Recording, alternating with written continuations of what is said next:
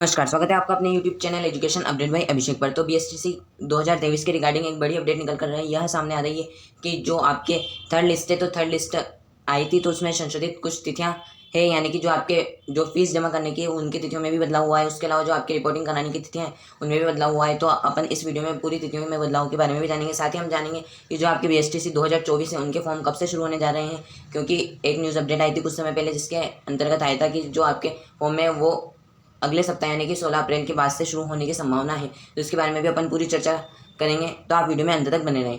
यदि आपने अभी तक चैनल को सब्सक्राइब नहीं किया है तो जल्दी से चैनल को सब्सक्राइब कर दें। साथ ही आप बेल आइकन जो दबा दें ताकि आपको इस प्रकार से जो आने वाली इन्फॉर्मेटिव वीडियो है वो मिलती रहे। साथ ही आप वीडियो को एक लाइक भी कर दें। चलते बिना किसी देरी के वीडियो की तरफ।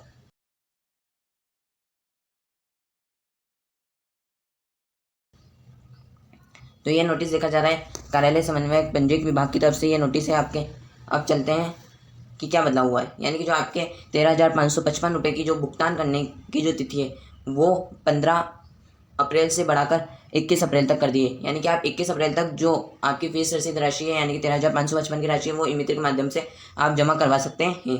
फिर उसके बाद में सेकंड क्या है, तो अभ्यर्थी द्वारा कॉलेज में स्वयं लॉगिन किए गए आवंटित अध्यापक शिक्षा संस्थान में प्रवेश लेने के लिए ऑनलाइन दस्तावेज अपलोड, यानी कि आपने पहले पैसा जमा करा दिया है, फिर पैसा जमा कराने के बाद जो आपके डॉक्यूमेंट है वो ऑनलाइन अपलोड होंगे। तो ऑनलाइन अपलोड की तिथि पहले 16 थी, अब ये तिथि जो 16 है, 16 से बढ़ा करके जो 22 अप्रैल है ये कर दी गई है। फिर उसके बाद में बात करें तो आपको कॉलेज में कब तक रिपोर्टिंग कराना है, तो आपको कॉलेज में रिपोर्टिंग ये भी आपको 22 से ही कराना है। पहले ये भी 16 तक थी, अब आपको 22 तक कराना है। फिर उसके बाद में संस्थान द्वारा ऑनलाइन सत्यापित करते हैं वो कॉलेज वाले, मतलब आपके जो डॉक्यूमेंट है उनको देखकर फिर कॉलेज वाले ओके करते हैं। तो उसके लिए भी आप 22 तारीख तक कर सकते हैं, पहले जो कि 16 तारीख तक था। ये कॉलेज वाले से रिलेटेड है। फिर उसके बाद में आपको प्रोविजनल एडमिशन स्लिप देंगे, तो वो आप जिस दिन जाओगे उस दिन ही मिल जाएगी, यानी कि जिस दिन आप रिपोर्टिंग कराने जाओगे उस दिन ही आपको जो प्रोविजनल स्लिप है ये आपको मिल जाएगी। तो इस प्रकार से था ये न्यूज़ कि इनकी तिथियों में जो है वो बदलाव हुए हैं। बात करते हैं बीएसटीसी 2024 के रिगार्डिंग अपडेट की। तो प्री डिलेट की नई प्रवेश प्रक्रिया अगले सप्ताह से संभव, यानी कि ये है कि जोधपुर 2 वर्षीय अध्यापक परीक्षा डीएलएड में प्रवेश होने के लिए होने वाली प्री डिलेट परीक्षा के ऑनलाइन आवेदन की प्रक्रिया 16 अप्रैल तक शुरू होने की संभावना है। यानी कि जो आपके है संभावना है, लेकिन हो सकता है तो फॉर्म जो है ये आज शाम तक शुरू हो सकता है। फिर उसके अलावा बात करें तो इस बार नोडल एजेंसी वर्धमान महावीर खुला विश्वविद्यालय ने तैयारी की है। उसके बाद में राज्य स्तरीय बैठक के बाद निर्णय की प्रक्रिया शुरू की जाएगी।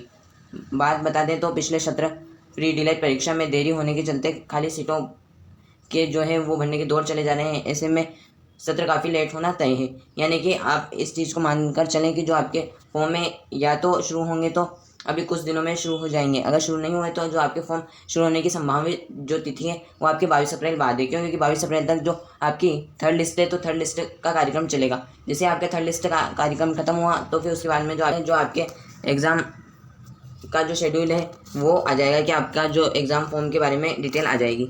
और साथ ही यदि बात करें तो आपकी जो एग्ज़ाम है तो एग्ज़ाम जो बीएसटीसी का एग्ज़ाम है तो बीएसटीसी का एग्ज़ाम के चरण बात कर लेते हैं कि किन किन चरणों में आपका एग्ज़ाम होता है। तो बीएसटीसी का एग्ज़ाम आपके सिंपल एक होता है, इसमें आपके क्वेश्चन पूछे जाते हैं। एक तो आपके मेंटल एबिलिटी के क्वेश्चन पूछे जाते हैं, फिर उसके बाद में आपके पूछे जाते हैं राजस्थान जीके के, फिर उसके बाद में राजस्थान जीके के बाद आपके पूछे जाते हैं टीचिंग एप्टीट्यूड, फिर टीचिंग एप्टीट्यूड के बाद आपके पूछे जाते हैं हिंदी, या तो आप हिंदी लो या आप संस्कृत लो, फिर आते हैं आपके इंग्लिश के क्वेश्चन। तो इस प्रकार से आपका रहता है एग्जाम पैटर्न। तो इसके जो फॉर्म है उसकी संभावित डेट की बात करें तो फॉर्म या तो इस सप्ताह के लास्ट तक शुरू होने की संभावना है, इस सप्ताह के लास्ट तक शुरू होने की संभावना है। यदि इस सप्ताह के लास्ट तक शुरू नहीं हुए तो जो आपके फॉर्म है वो 22 अप्रैल बाद, यानी कि फिर आपके चुनाव आ जाएंगे तो फिर संभावना है 26 तारीख के बाद ही आपके जो फॉर्म है वो शुरू होने की संभावना है। 26 अप्रैल के बाद ही आपके जो फॉर्म शुरू होने की संभावना। साथ ही जो आपने पढ़ाई है तो वो आप पढ़ाई अभी से शुरू कर दें।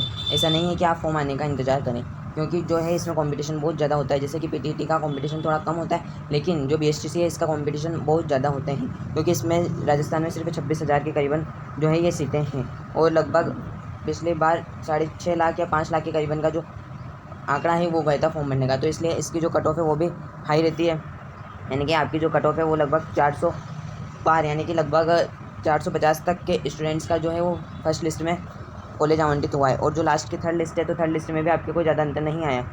जो थर्ड लिस्ट में है इसमें भी शायद 350 से प्लस वालों का ही सिलेक्शन हुआ है। तो यानी कि आपको मेहनत ऐसी करनी है कि 450 प्लस जो आपके मार्क्स है वो आए। क्योंकि आपका जो पेपर है ये 600 नंबर का होता है। 600 नंबर में से आपके 450 प्लस जो मार्क्स है ये ला सकते हैं आप। यानी कि यदि आप अभी से भी तैयारी शुरू कर देते हैं तो आप जो है ये 450 अंक ला सकते हैं।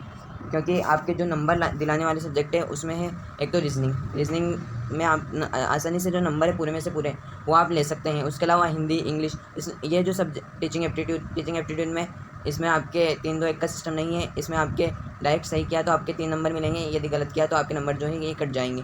तो टीचिंग एप्टीट्यूड में भी आप आसानी से मतलब कम समय में मेहनत करके भी आप टीचिंग एप्टीट्यूड में आसानी से ज़्यादा नंबर जो है वो ला सकते हैं।